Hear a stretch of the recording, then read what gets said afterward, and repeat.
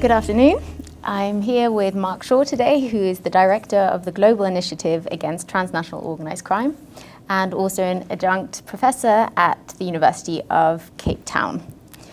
I'm going to ask you a few questions about your work today. Thank you for taking the time to speak with us. And my first question is, what are the challenges in measuring transnational organised crime or transnational crime in Africa? And in which countries have you done efforts in measuring it, and how? To answer the first question, the second part of the question first, we have been working in Southern and East Africa, in West Africa, in parts of Sahel and in North Africa. And I think the first point to make about organised crime in Africa is that it's very, very diverse. It's an enormous diversity of criminal markets, perhaps more than anywhere else, I would argue. So there's an active drug transit market. There's particular concentrations of drug use. There's very strong environmental crime markets. There's markets around the movement of migrants. There's criminal markets around oil and the looting of natural resources. So what you get in the African context is this very, very big diversity of criminal markets. And so the data and the comparative data on those markets is really hard to understand. Organized crime looks differently in different places. Some of it is much older, in South Africa, for example. Some of it has a particular historical trajectory, as in West Africa and Nigeria in particular. Some of it relates very strongly to urbanization in particular cities. So it's this great diversity of criminal activity. And the data around what you would look at the measurement of organized crime is not always very good, partly because states don't collect data on that. Criminal justice statistics are relatively weak, depending on where you are, but that there's not specific data in relation to the market. So what you have is a large fragmentation of criminal markets, and that's reflected in a lot of literature around individual markets and lots of individual debates around, say, wildlife crime, for example, or the smuggling of migrants or drug trafficking, but no unified picture necessarily in Africa on the nature of organized crime. Okay. How would you say, do you link transnational organized crime with its manifestation at an urban level? I think in a number of cities in Africa, I think you can argue there are manifestations of forms of urban crime governance, if you want. And indeed, the city, I would say, which has the strongest form of that is, in fact, Cape Town, which has a very long history of gangs. And those gangs formed as a particular social and economic phenomenon where people were forcibly moved when the city, under apartheid, when the city was being reconstituted, if you like, geographically. And over time, those gangs have, particularly when South Africa, after sanctions opened up to the world, those gangs became very powerful, initially social forces, and now much more criminal, in some places quite hardcore organized crime. And that related to the selling of drugs and drug markets, making it look much more what people from Latin America would recognize as a kind of Central American phenomenon on the outskirts of Cape Town.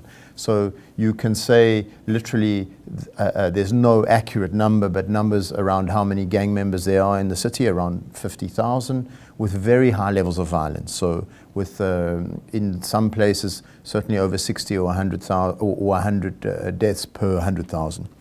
And I would say Cape Town is, in the African context, for a variety of specific reasons, both historical, socio-economic, and the nature of the development of criminal markets, has, if you like, the hardest form of criminal control around urban formations.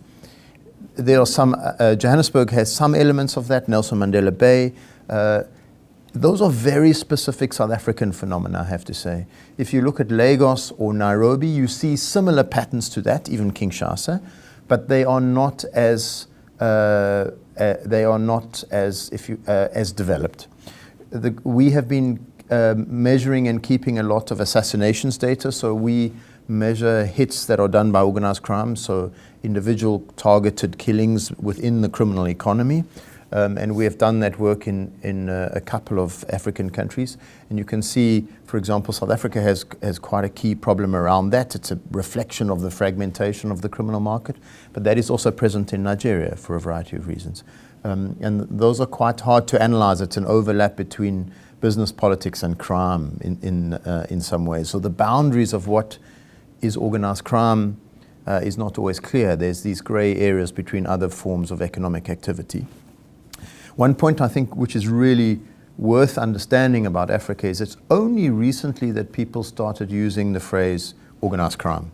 And organized crime is really a term that you could say that was not used originally in Africa. So a wide variety of terms have been used to describe what you might describe organized crime elsewhere. Syndicates, mafias, crime bosses, etc. Only more recently, I think, is there this understanding that indeed Africa has an organized crime issue. It just looks different in different places, is not as cohesive, and is much more fragmented than elsewhere. Mm-hmm. So what would you say needs to be done to improve the measurement of transnational organized crime, or how to improve the data collection mechanisms that are in place? I think in the African context, it reflects elsewhere. Firstly, the countries and law enforcement institutions remain very focused on seizure data. So how much drugs are seized, etc., as a measure of whether or not illicit markets are present. I don't think that's a good perspective. So there have not, for example, been many cocaine seizures recently in West Africa, but there's a sense still that the cocaine trade transits West Africa. The same for heroin down the east coast of Africa.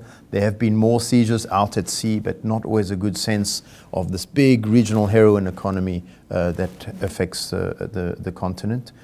And Africa is really in the middle of the cocaine producing, cocaine coming from Latin America through West Africa and heroin coming down the East African coast. And if you took only seizures without understanding patterns of use or patterns of police corruption, I don't think you get a very good idea. There's in fact some quite sophisticated work done on organized crime in the wildlife sphere.